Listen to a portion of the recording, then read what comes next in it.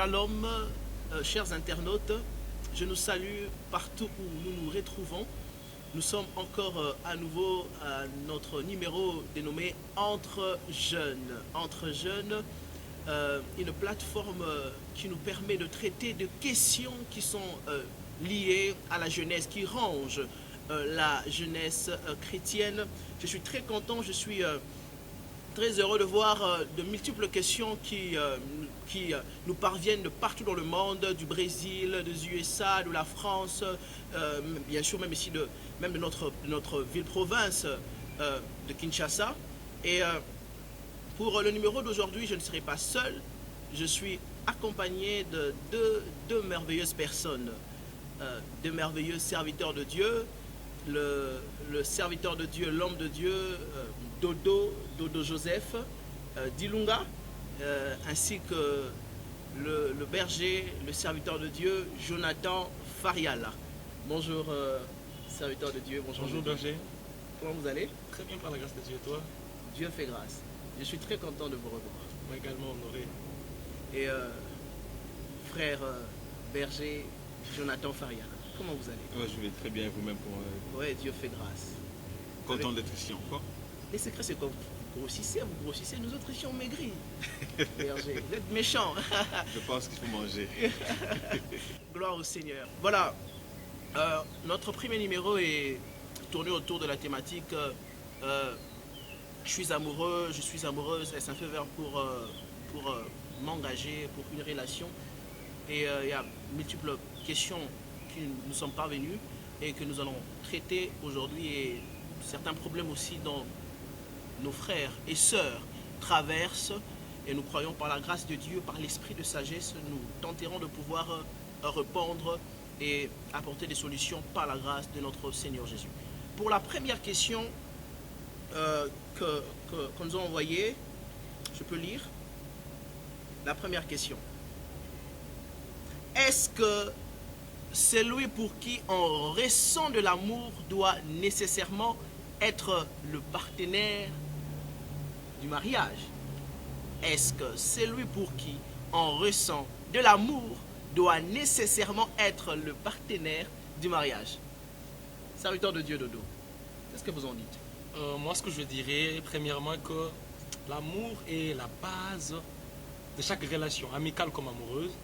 Mais pour le mariage, l'amour est la plaque tournante ou bien l'élément de base, l'élément moteur. Mais l'amour seul ne suffit pas. Pour le mariage, il faut la symbiose du cœur, du cerveau et de l'esprit.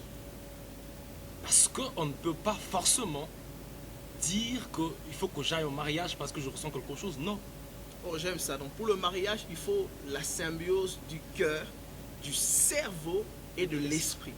Donc ce sont les petits-enfants, ce sont des personnes immatures qui n'y vont qu'avec le cœur. Évidemment. Imaginez un Adam dans le jardin qui dit « Voici, celle-ci ». Ça veut dire que avant, ça se pourrait, je dis bien ça se pourrait, c'est mon interprétation. Il ressenti quelque chose pour d'autres personnes, pour des animaux, disons. Mais cette fois-ci, il a eu le temps de réfléchir, de ressentir, et son esprit a testé. Il ne s'est pas limité seulement au ressentiment, mais il est allé encore très loin. Ce que je dirais également, pour aller au mariage, il faut la symbiose du cœur, du cerveau et de l'esprit. Ça permettra à ce qu'une personne puisse être assise dans son mariage, pour qu'il ne puisse pas échouer. Parce que quand des fois l'amour baisse, il faut t'appuyer sur autre chose. Qui est le choix? On a fait un choix, on a eu à réfléchir, on doit assumer ça, son choix. C'est pourquoi j'ai dit non, pas forcément. Quand on ressent, c'est non. On doit analyser, on doit choisir, on doit prier, on doit voir la volonté de Dieu, c'est très important. Berger Jonathan, qu'est-ce que vous en pensez? Moi je dis, si l'amour était le seul élément, alors beaucoup de couples qui se sont divorcés ne se seraient pas divorcés. Parce que je parle de ceux qui sont normaux, permettez-moi d'utiliser ce terme. Tous, au début, se disaient qu'ils s'aiment. Et tous s'aimaient, effectivement, au moins pour ceux qui sont passés par les mariages forcés, les mariages arrangés, ou des mariages par compromis, mais le vrai mariage, ça a commencé par l'amour. Mais est-ce que, parce qu'on aime quelqu'un, est-ce le seul élément important pour que nous puissions nous marier? Je dirais non. Parce que vous savez, le mariage a bien plus que les émotions. Il y a le côté spirituel, il y a le côté, il doit y avoir une attirance physique, il y a la compatibilité même au niveau médical, comme aujourd'hui c'est l'un des prérequis pour qu'on puisse accepter que vous puissiez vous marier. Donc oui, l'amour est très très important parce que je ne vous conseillerais pas de vous marier à quelqu'un que vous n'aimez pas.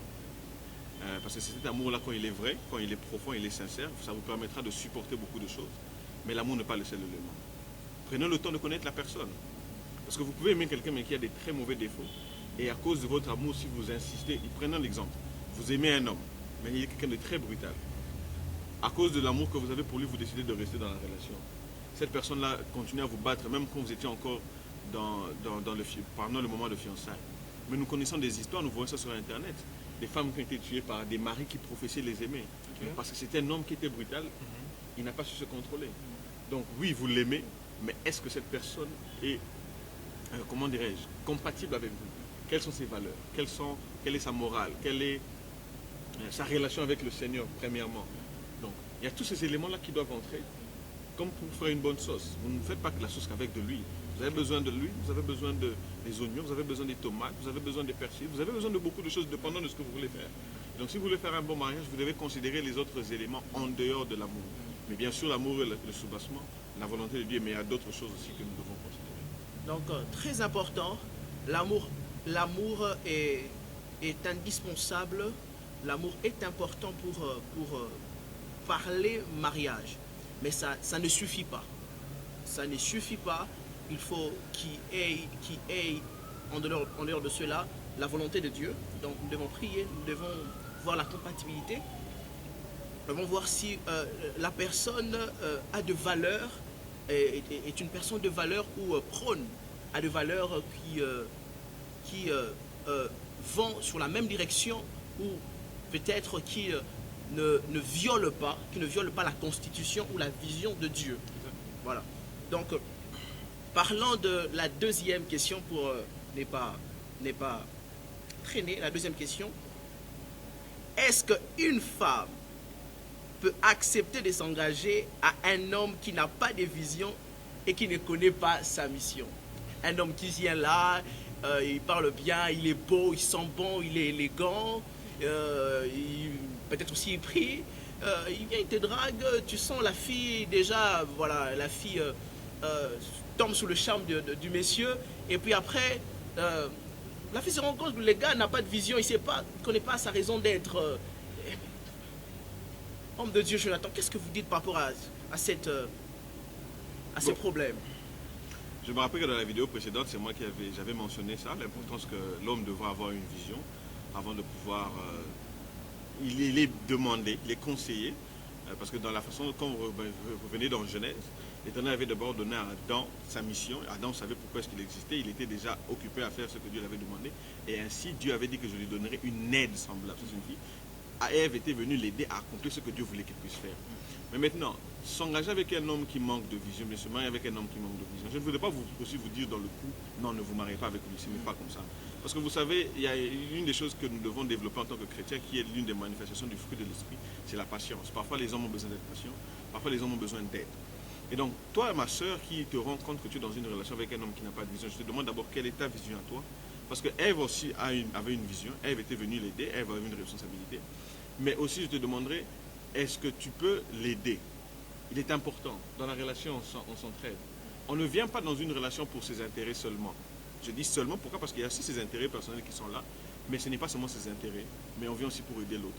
Mais aussi encore, en ce qui concerne la façon d'aider quelqu'un, une personne doit avoir le désir de vouloir être aidée et doit être enseignable, permettez-moi d'utiliser ce terme-là. Et donc, tu es dans une relation avec quelqu'un qui ne connaît pas sa vision, parle-lui de vision. Informe-toi. Si tu ne sais pas comment lui dire, il y a beaucoup de vidéos sur Internet, il y a des livres sur ça. Dis-le, je me dis que tu pourrais quand même essayer de lire ça. Parce que comme ça qu'on ait une vision claire pour qu'on sache où on est en train de partir. Si tu vois que les livres, peut-être qu'il n'est pas à prendre à lire, mais c'est quelqu'un, c'est un chrétien. Parce que je suppose qu'on est en train de parler à des couples chrétiens. Parce que les gens qui ne sont pas chrétiens risqueront de prendre comme si ce que nous partageons ne résonne pas avec vous, mais nous parlons selon les Écritures. Je vous encouragerai d'abord de demander à la personne qui vous a créé. Parce que comme tout engin, toute création, le créateur sait pourquoi il a créé une caméra, il sait pourquoi il a créé un téléphone. Donc allez donc consulter le créateur qui est Dieu, qui vit en nous par son esprit. Demandez-lui, Seigneur, pourquoi suis-je sur terre? Je vous conseillerais de lire un livre, si vous pouvez le trouver, c'est de Rick Warren, ça s'appelle Une vie motivée par l'essentiel. Il reprend des questions comme pourquoi suis-je sur terre, d'où je viens, et c'est beaucoup de questions. Ce livre vous aidera à découvrir pourquoi est-ce que vous existez, à écrire votre vision, ou bien à articuler votre vision, à savoir à quoi est-ce que Dieu vous a appelé. Quand je dis appel, je ne fais pas seulement allusion au sacerdoce, je parle d'appel aussi dans les séculiers. D'autres sont appelés à être de bons musiciens, d'autres sont appelés à être des comptables, d'autres sont appelés à être des femmes au foyer. Il y a beaucoup de choses. Mais dans tout ce que Dieu nous appelle, il nous équipe pour cela. Donc comme nous ne sommes pas en train de parler ici pour... ce n'est pas ça notre sujet aujourd'hui de découvrir votre vision, nous sommes en train de parler des relations. Je vous conseillerais, vous ma soeur, si vous avez un homme qui n'a pas encore sa vision, à l'encourager, à l'aider, à lui donner les matériels, à l'influencer afin qu'il connaisse ce pourquoi il existe. Donc, homme de Dieu, je peux être une femme, je rencontre un homme qui ne connaît pas sa raison d'être, mais je sens qu'avec cet homme, on peut aller loin, quelque chose de bon sortira de lui. Donc, je peux devenir comme une maîtresse, comme un panneau indicateur pour cet homme. Exactement. Pourquoi je dis ça? Dans la Bible, encore dans le livre des Actes, j'ai oublié le nom de ces femmes-là, mais avec Apollos, si je ne me trompe pas, qui, on l'a entendu une fois en train de prêcher, et ces femmes ont remarqué qu'il avait une maîtrise des Écritures, mais après qu'il a fini de prêcher, ils l'ont pris, ces femmes l'ont pris, et ils l'ont expliqué un peu plus des vérités bibliques. Je crois que si vous lisez dans le livre de Actes, vous retrouverez cette histoire-là. Une femme est capable de pouvoir aider un homme. De toute façon, regardez, nous sommes tous des personnes, si nous avons grandi, nous avons des mamans qui sont celles qui nous ont montré beaucoup de choses. Nous ont éduqués. Donc une femme avec un cœur de mère, pas avec un cœur de celle qui veut dicter ce que l'homme doit faire, mais avec un cœur de mère, vous pouvez influencer votre mari, votre conjoint, votre fiancé à découvrir ce pourquoi il existe. Avec l'aide du Saint-Esprit qui vous donne la sagesse, vous demandez à Dieu. La Bible dit que celui qui manque de sagesse demande à Dieu qui donne à tout simplement et sans reproche, et alors sera donné. Donc quand vous voyez que vous devez lui parler, dites à Seigneur, je vais l'aider. Je crois que tu as placé quelque chose en lui. Moi-même, je ne suis pas capable de voir, ou bien lui-même n'arrive pas à voir. Donne-moi la sagesse de savoir les mots à dire pour l'aider à faire ce que tu veux qu'il fasse. Et ainsi, je crois que si l'Éternel voit la sincérité de votre cœur, l'Éternel va vous donner les paroles. Et vous pouvez même prier, Seigneur, révèle ce que tu veux qu'il fasse. Vous voyez? Et ensemble, vous pourrez construire quelque chose. J'ai mis une citation une fois que le Saint-Esprit avait inspiré concernant la femme. Il dit qu'une vraie femme doit être cet enfant qui t'obéit et une mère qui peut t'éduquer. Ok. Savoir jumeler ça. Elle sait quand être un enfant et elle sait quand être une mère. Elle sait quand t'écouter et elle sait quand te conseiller, quand t'enseigner. Je prie que Dieu te donne ces genres de femmes au nom de Jésus. Je prie que Dieu fasse de toi, si tu es une femme, que Dieu fasse de toi ces types de femmes au nom de Jésus. Amen. Pas simplement capable d'enseigner, mais aussi d'obéir. Pas simplement capable d'obéir, mais aussi d'enseigner, connaissant la volonté de Dieu, connaissant les instructions du royaume, connaissant comment fonctionne le monde de Dieu. Que Dieu nous fasse vraiment cette grâce. Permettez-moi. D'ailleurs, je pense même qu'il est important pour une sœur qui se retrouve avec un homme qui n'a pas découvert. Toi, tu peux prier et Dieu va te révéler. Parce que vous savez, s'il a réellement, Dieu est d'accord avec votre relation, ça signifie que vous êtes compatibles. Ouais. Parce que Dieu veut que tu puisses être son aide. Dieu te parlera. Et Dieu est disposé, si tu lui demandes, à te parler de ce qu'il attend de lui. Parce qu'en te parlant de ce qu'il attend de lui, même si lui ne sait pas, cela te permettra à toi de savoir te positionner par rapport à ce que Dieu t'a révélé pour ton frère. Donc, oui, encourage-le à découvrir ce pourquoi il existe, encourage-le à découvrir sa mission. Mais toi aussi, prie, dis, Seigneur, révèle-moi qu'est-ce que tu attends de lui. Et afin que je sache quel est mon rôle dans sa vie. Okay. Cela facilitera beaucoup les choses. Parce que toi au moins tu auras un ainsi dit l'Éternel sur toi en ce qui le concerne. Et lui aussi il aura un ainsi dit l'Éternel sur lui-même sa vie. Et vous deux ensemble. Donc par là, si je découvre que c'est l'homme cet homme est l'homme de ma destinée que Dieu a prévu pour moi, c'est la volonté de Dieu. Donc si je découvre que cet homme est manchot, je deviens son bras. Ok. Vous voyez? Donc si je découvre que cet homme est paralytique, je deviens ses pieds. Donc si je découvre que cet homme est aveugle, je deviens ses yeux. Homme de Dieu, Dodo, qu'est-ce que vous en dites? Ce que je dirais, je commencerai d'abord par expliquer un peu la vision. Parce que la vision, c'est une charge, c'est une responsabilité bien déterminée qu'on confie à une personne.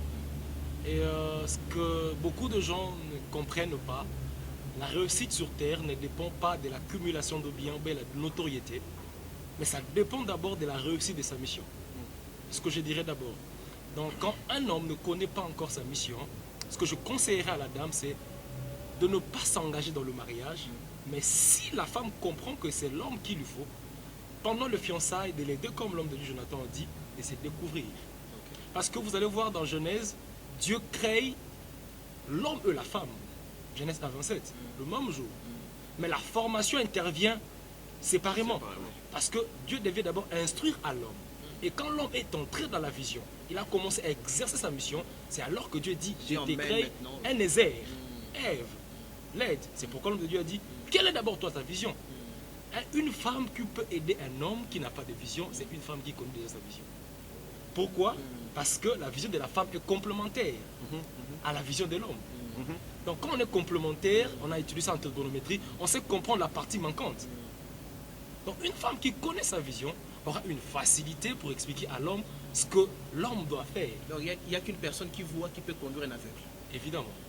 Donc la femme, si tu comprends que c'est ton homme, avant le mariage, j'insiste, d'expliquer sa raison d'être, la vision. Comme l'homme de Dieu a suggéré des livres, a suggéré de la prière. Donc la femme doit d'abord au préalable comprendre sa vision. De peur que si la femme ne connaît pas sa vision, qu'il puisse être des aveugles qui se conduisent, ils finiront dans un trou. Comme l'homme de Dieu a dit, on ne pourra pas être brut pour dire non. Mais il faut d'abord balancer pour voir si la femme connaît sa vision. Ici aussi, vous êtes compatible, comme la première question nous l'a indiqué. Si on est passé par la première question, c'était aussi pour ajuster la deuxième question. Donc, évidemment, la femme qui nous suit, qui a posé la question, si ton homme, c'est vraiment ton homme qui est passé par le préalable de la première question, aide-le à devenir Adam, à nommer les animaux. Comme ça, tu seras réellement Ève.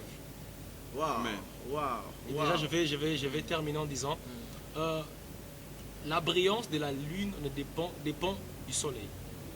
Si le soleil ne préside pas le jour, la lune ne présidera pas la nuit. La lune n'a pas la capacité de donner la lumière à elle seule. La lune tire la lumière du soleil. Wow. Donc comprends bien ça, ma soeur, ça sera très important pour Même pour confirmer, c'est parce que prophétiquement, le soleil c'est l'homme, la lune c'est la femme. On le voit, et les étoiles, les enfants, on le voit avec la vision de Joseph, qui voit la lune, le soleil s'est prosterné, les étoiles devant lui, et son père dit, donc tu veux dire que moi et ta mère et tes frères, nous, vous voyez un peu, donc prophétiquement aussi, la lune c'est l'image d'un père, l'image de Jacob ou d'un Adam, la lune c'est l'image d'une Ève ou d'une Léa, et les étoiles les enfants. Donc le soleil doit savoir aussi présider. Waouh, waouh, parfait. Gloire au Seigneur. Je crois qu'on a déjà répondu à la troisième question. La troisième question disait comment une femme doit réagir en étant dans une relation dont l'homme ne connaît pas sa raison d'être. Je crois qu'on a anticipé. Hein. Voilà.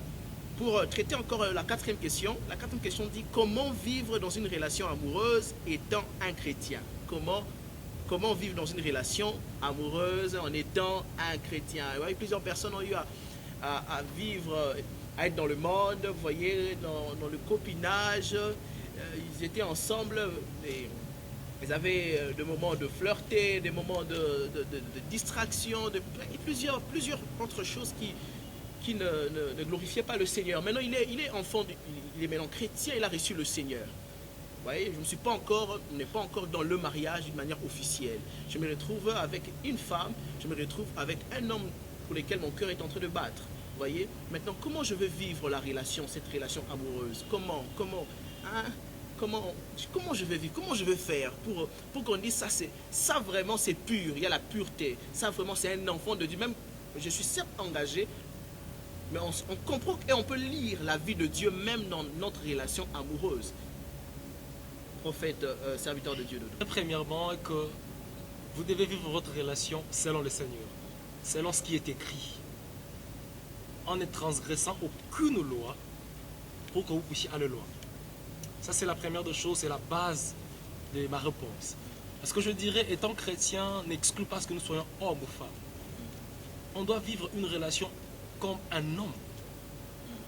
Ça veut dire en étant romantique, en étant galant, en faisant tout ce qui est bien dans une relation. Aller au restaurant, manger, parler, partager, prier, s'aider, mais tout en restant dans la parole. Je me dis toujours que beaucoup de gens se disent qu'une relation d'où il n'y a pas le flirt et autre chose n'est pas pimentée. J'ai dit c'est faux. Parce que l'amour seul suffit de combler tout ça.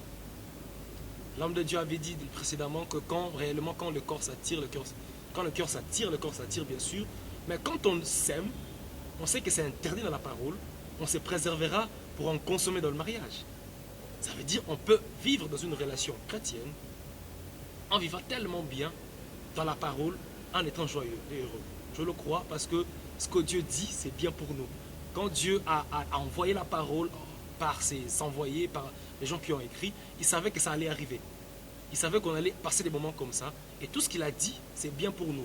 Efforçons-nous à vivre selon la parole. On verra que notre couple, étant chrétien, sera parsemé de bonnes choses en vivant dans la sainteté. C'est ce que j'ai dit. Berger Jonathan. Mais moi, le frère a très bien parlé, le frère a très bien parlé. Je dirais, la Bible dit dans Romains 12, il dit, ne vous conformez pas au siècle présent, mais soyez transformés par le renouvellement de l'intelligence. J'aime qu'il ait parlé du romantisme, parce que, parlant de ça, les gens risquent de me dire, mais c'est qu'on doit vivre comme des anges, on ne doit pas être romantique, on doit seulement se mettre à prier à tout moment. Non. Cette question ne devrait pas aussi sous-entendre que la personne se dit, comment vivre dans une relation en tant que chrétien, parce que est-ce que vous dites quoi? Est-ce qu'en tant que chrétien, nous devons aussi commencer à s'adonner à des relations sexuelles ou à ce genre de choses? Ça, c'est clair. Votre conscience vous conduit. Votre conscience, le Saint-Esprit qui est en vous, vous dirige. Mais la Bible nous dit dans le psaume 119, le verset 9, il dit, comment le jeune homme rendra-t-il pur son sentier? Et la réponse est en se dirigeant d'après tes paroles. Dans le verset 11, il dit, je serre ta parole dans mon cœur afin de ne pas pécher contre toi. Dans l'Ancien Testament, dans le Nouveau Testament, il est dit dans Romains que ceux qui sont conduits par l'Esprit de Dieu sont fils de Dieu. Il est clair. Vous savez, il y a certaines choses qui ne sont pas censées être des questions.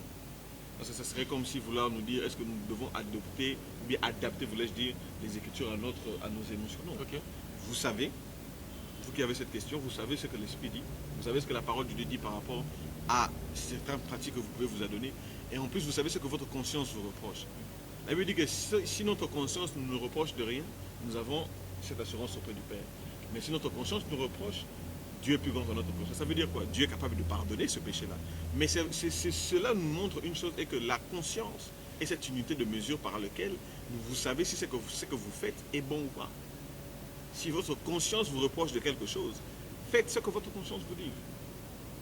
Faites ce que votre conscience vous dit. Ça signifie que si vous vous adonnez à certaines pratiques, il y a des choses qui sont claires dans la Bible. Je ne sais même pas pourquoi. C'est pourquoi même les personnes sont venues lapider cette femme accusée par leur conscience. Oui, accusée par leur conscience, elles se sont elles-mêmes retirées. Parce que ta conscience, la Bible dit, Paul dit, ce qui fait notre gloire, c'est le témoignage de notre conscience. Vous savez, devant le Dieu et devant les hommes. Okay. C'est ta conscience. Quel est le témoignage de ta conscience? Si tu sais que oui, ok, tu vas te dire, mais bon, nous, on ne s'adonne pas au sexe, on ne couche pas ensemble et tout ça, d'accord. Mais on s'adonne dans les fleurs. Mais est-ce que quand tu fais ça, ta conscience ne te reproche peut-être pas? Si ta conscience te reproche, mon frère, ma soeur, c'est clair. Encore, permettez-moi un peu d'aller un peu plus loin, juste un peu pour corriger quelque chose. Beaucoup de gens ont tendance à vouloir dire, j'avais dit ça dans la vidéo précédente, de penser comme si le péché est plus fort que. Je vous encourage à suivre la vidéo précédente. Si c'est la première fois que vous suivez celle-ci, je crois que vous serez bénis. Le péché, vous devez savoir que le péché n'a pas de pouvoir sur vous. La Bible nous dit dans Romains 6, 23, je crois, il dit, étant enfant de Dieu, bien sûr, la Bible dit que, car le péché n'aura plus de pouvoir sur vous, car vous n'êtes plus sous la loi, mais vous êtes sous la grâce. Il est important de renouveler son entendement en ce qui concerne le péché et d'arrêter de dire et de croire que non, ce péché est plus fort que moi. Okay. Vous comprenez? Le péché n'est pas plus fort que vous. Vous avez été racheté. Donc pour ne pas vous interrompre, même quand je suis amoureux, même quand le désir monte à son point culminant, ce n'est pas plus fort que moi. Non, la Bible dit que Dieu ne permettra pas que vous soyez tentés au-delà de vos forces. Alléluia. Donc quand vous vous permettez de dire c'était plus fort que moi, ça signifie que vous appelez Dieu menteur. C'est que vous avez dit que non, Dieu a permis que vous soyez tentés au-delà de vos forces. Okay. Si on sait que Dieu n'est pas menteur, c'est que c'est vous qui êtes en train de mentir et vous vous mentez vous-même. Okay. On ne va pas ménager les mots. Vous vous mentez vous-même. Alignez votre façon de penser. Alignez votre foi avec les Écritures et non avec votre corps et vos émotions. Une fois que vous alignez votre foi avec les Écritures, ça vous permet une facilité dans la vie chrétienne, dans la marche avec Dieu. Donc, la Bible dit concernant le péché que le péché n'aura plus de pouvoir sur vous, car vous n'êtes plus sous la loi, mais vous êtes sous la grâce. La Bible dit encore ici, dans le livre de Romains 6, 23, 18, Il dit, ayant été affranchi du péché, vous êtes devenus esclaves de la justice. La Bible dit affranchi. Ça sous-entend qu'avant d'être affranchi, nous étions esclaves. Et là, c'est normal. Toute personne qui n'est pas née de nouveau pêche pas parce qu'il veut seulement, mais à cause de sa nature. À cause du fait que cette personne est esclave du péché. personne est prisonnière. Exactement. Mais une fois que vous avez accepté Christ comme Seigneur et Sauveur, la Bible dit que tous ceux qui sont en Christ sont une nouvelle créature. Les choses anciennes sont passées. Parmi les choses anciennes qui sont passées, c'est l'affranchissement que vous avez reçu. Vous avez été affranchi du péché. Le péché n'est plus votre maître. Le diable n'est plus votre maître. Vous êtes maintenant des esclaves de la justice qui est dans la nature de Dieu. Je vous encourage à lire tout Romains 6. Ça vous apportera cette lumière-là. Amen. Parce que c'est ainsi que quand la Bible dit que je serre ta parole dans mon cœur afin de ne pas pécher contre toi, marchez selon les Écritures. Yes. Marchez selon l'Esprit. La Bible est claire dans le livre de Galates.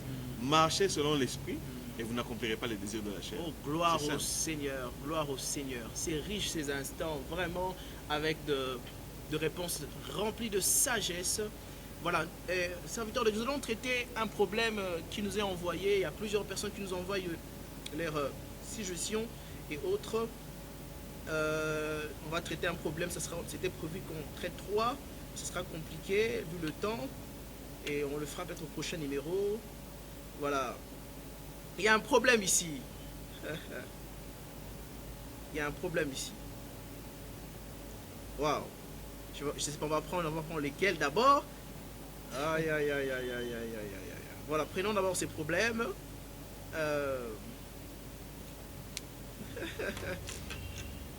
Waouh. Voilà, prenons ça. Il y a un frère qui écrit, il y a une fille qui me plaît bien. Mais elle n'est pas chrétienne, elle n'est pas chrétienne. Et on m'a déjà conseillé par un ami de commencer une relation avec elle et de commencer petit à petit à lui parler de Jésus. Mais dans la mesure où elle me plaît, je pense que c'est risqué, car je suis déjà en position de faiblesse. Qu'en pensez-vous? Ok. Homme de Dieu Dodo. J'aimerais commencer par là où l'homme de Dieu Jonathan a fini. Aucune chose, si tu es enfant de Dieu, n'est plus fort que toi. Je commence par là. Donc, mon frère, sache qu'il n'y a rien qui est plus fort que toi. Rien qui est plus fort que ta volonté. Je vais lire un passage dans 2 Corinthiens 6, 14. La Bible dit la parole, la version Semeur. Ne vous mettez pas avec les incroyants. Je préfère prendre la version parole de vie, où l'on parle de vous mettez pas ensemble pour aider les gens à comprendre. La Bible dit ne vous mettez pas ensemble. Attendez, homme de Dieu. Dites le texte. 2 Corinthiens 6, 14. Des Corinthiens, prenons ces textes. Des Corinthiens 6, combien? 14. 14. Des Corinthiens 6, 14. Allez-y, homme de Dieu. Je peux lire? Je vais prendre la version parole de vie, question de faciliter la compréhension de beaucoup de personnes. Pas de problème, oui. La Bible dit, n'allez pas avec ceux qui ne croient pas en Dieu. Vous ne pouvez pas vivre ensemble. Ce qui est juste, ce qui est contraire à Dieu, est-ce que cela va ensemble? Je peux m'arrêter là. Ce que je dirais à mon frère, déjà, la Bible nous éclaire qu'on ne peut pas vivre ensemble avec quelqu'un qui ne partage pas la même foi que nous, qui n'a pas le même Dieu que nous. C'est pourquoi dans l'ancienne alliance, Dieu a refusé catégoriquement que les enfants d'Israël puissent se mettre ensemble avec d'autres peuples. Pourquoi? Parce que nous, c'est facile d'adorer un Dieu. Pour eux, ça sera facile d'adorer notre Dieu parce qu'ils sont polythéistes. Mais nous, c'est difficile parce que notre Dieu est jaloux. Je ne sais pas si quelqu'un comprend ça. Pour eux, c'est facile d'adorer notre Dieu parce qu'ils sont polythéistes. Ils sont habitués à adorer plusieurs dieux. Mais pour nous, c'est difficile parce que nous n'avons qu'un seul Dieu. Quelle qu'en soit la sagesse dont tu fais preuve, quand Dieu dit non, quand tu essaies, tu finiras comme Salomon. Il était sage, Dieu a dit non. Selon sa sagesse, il a dit, je peux prendre. Il a fini par adorer d'autres dieux. Je dirais à mon frère, la fille n'est pas chrétienne, lâche l'affaire. On ne sauve pas quelqu'un pour aller dans son cœur, mais on sauve quelqu'un pour aller au ciel. Oh. Amen. On ne sauve pas quelqu'un pour aller dans son cœur, mais pour aller au ciel. Donc ne te dis pas, je vais l'évangéliser, la gagner. C'est le Saint-Esprit qui convaincra le monde du péché. Ce n'est pas toi. Ce n'est pas toi. Mm. Donc si Dieu veut que la personne reçoive Dieu après 10 ans, ça dépend de Dieu. Si toi tu vas dans la démarche, je vais la sauver et puis pour l'aimer, tu finiras par adorer son Dieu comme Salomon. On ne sauve pas une personne pour aller dans son cœur, on sauve quelqu'un pour aller dans le ciel. Sinon, quand tu le sauveras pour aller dans ton cœur, ça sera égoïste. Ça sera pour l'évangélisation pour Dieu, ça sera pour toi. Et Dieu sera contraire à ça. Oh, oh, oh. Frère, homme de Dieu, Jonathan. Amen, amen. J'aime bien ce qu'il a dit. La Bible est claire. Vous savez, parfois nous contredisons bien, nous discutons sur certains préceptes bibliques parce que nous voulons faire plaisir à notre chair. Ça, c'est Mais ce que nous devons faire, c'est pouvoir se soumettre notre volonté à la volonté de Dieu. C'est ainsi que nous allons voir les résultats de Dieu. Là pourquoi la Bible dit que ne vous conformez pas au siècle présent, mais soyez transformés par le renouvellement de l'intelligence afin que vous discerniez quelle est la volonté de Dieu, ce qui est bon, juste et agréable, ce qui est parfait. Et donc, comme il a dit, c'est clair. La Bible nous déconseille de nous mettre en relation avec une personne qui ne partage pas la même foi pour nous. Si toi, frère, tu vois que tu es attiré par une fille qui n'est pas née de nouveau, et tu t'es rendu compte qu'elle n'est pas née de nouveau, mais je t'encourage. Prie pour que cette personne puisse naître de nouveau, mais ne t'engage absolument pas. Comme il a dit, nous ne sommes pas dans une relation évangélique. Mais ce n'est pas une relation évangélique, c'est une Nous ne relation sommes amoureuse. pas dans une relation évangélique. Donc vous n'êtes pas le Saint-Esprit qui allait commencer à vous dire non, je veux le changer. Combien de personnes, vous savez combien de personnes, aujourd'hui, il y en a beaucoup qui se sont engagés avec des personnes qui ne partageaient pas la même façon de tomber. Dans la Bible, on a l'histoire de Samson. Dalila n'était pas de la même tribu que lui, mais à cause de l'amour, à cause de l'attraction, de l'attirance qu'il avait pour Dalila. Aujourd'hui, Samson, on connaît l'histoire de Samson. Un homme loin de Dieu, d'une force surnaturelle. Un homme consacré. Exactement, dès le ventre de sa mère, mais à cause d'une relation. Vous voyez. Ne vous croyez jamais plus puissant que Dieu, ne vous croyez pas plus sage que Dieu. Cette sagesse que vous pensez avoir est une sagesse que la Bible dit, une sagesse charnelle du monde qui est diabolique. Et vous ne croyez pas plus amoureux que l'amour. Exactement. Dieu qui est amour. Exactement. Il est important, je comprends mon frère, c'est ce sentiment que tu peux avoir à développer. Nous ne sommes pas en train de minimiser ça, nous sommes tous des jeunes, nous sommes des êtres humains. Ça nous arrive, ça arrive quand les sentiments te prennent. Mais tu dois savoir une chose, j'ai l'ascendance sur mes émotions. Okay. Il est important, j'insiste sur ce point, pourquoi? Parce qu'une mauvaise compréhension des choses créerait une mauvaise marche. Quand je dis sur le péché, quand vous pensez que le péché est plus fort que vous, vous continuerez à vous plaindre, me dire que ce péché est plus fort que moi et à continuer à demander à ce que vous soyez brisé, je ne sais pas moi de quoi, parce que vous pensez que ce péché est plus fort que vous. Mais quand vous avez la bonne compréhension, vous vous direz que d'abord tout péché que j'ai, tout péché que je suis en train de commettre n'est pas plus fort que moi et que je peux l'arrêter à n'importe quel moment. Parce que la Bible dit, Christ l'a vaincu. La Bible dit que le Fils de l'homme était apparu afin de détruire les œuvres du diable.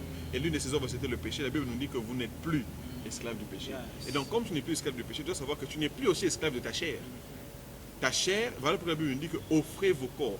Vous, esprit, prenez votre corps, dites à mon corps, j'ai des attirances pour elle, mais ce n'est pas la bonne personne, j'arrête ça.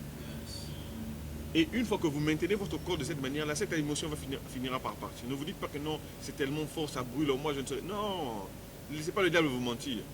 Vous êtes capable de pouvoir arrêter ça. Waouh, gloire au Seigneur, gloire au Seigneur.